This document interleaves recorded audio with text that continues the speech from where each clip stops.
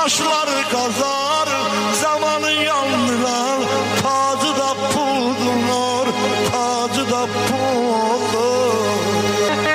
Varlıları öz-özünə öydürüb, kasıbları təpəsinə döydürüb.